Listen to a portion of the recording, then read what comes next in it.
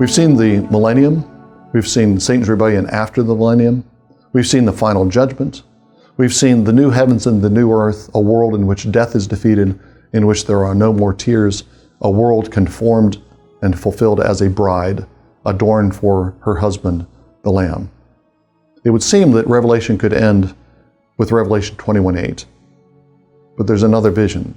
John again is caught up in the Spirit, and John again sees a vision of the city, the bridal city that he's just described briefly in the previous verses. A city that is like a bride coming from heaven, the New Jerusalem descending from heaven. And he sees a much more detailed vision in this vision after the end of things, a much more detailed vision of the city. He sees the tremendous walls that are adorned and the foundations that are adorned with precious stones. He sees the streets of gold.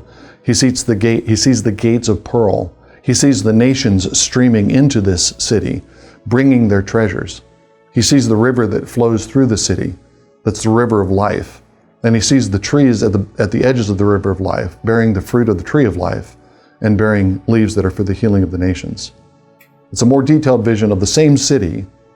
And I think what we're seeing in the final vision of Revelation, this final in-spirit vision, is a vision of an idealized church. This is the bride of Christ. This is the bride of Christ as she will be, but it's also the bride of Christ as she is becoming. John sees an idealized vision, but it's an idealized vision that we're called to realize on earth, so that God's will would be done on earth as it is in heaven. John is up on a mountain. He's not the first prophet to be placed on a mountain and see some kind of vision of world that's coming. Moses is placed on a mountain. He sees a vision of the tabernacle.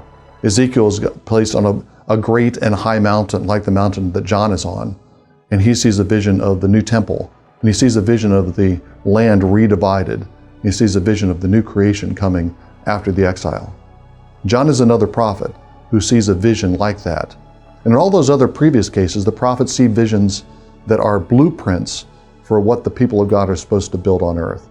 Moses sees the blueprint for the tabernacle, and Israel builds the tabernacle. David receives the blueprint for the temple, and Solomon builds the temple. Ezekiel sees the blueprint for a grand temple and a new land. And when Israel returns from exile, that's the world that they're supposed to build. That's the same message at the end of the book of Revelation. We see this grand vision of the church perfected, but that perfected church is a vision of what we're supposed to be building on earth. The last vision of Revelation is a glorious vision that lays out our hope for the future, but it also carries a command and a set of instructions. The last word of Revelation is not simply, "Come, Lord Jesus."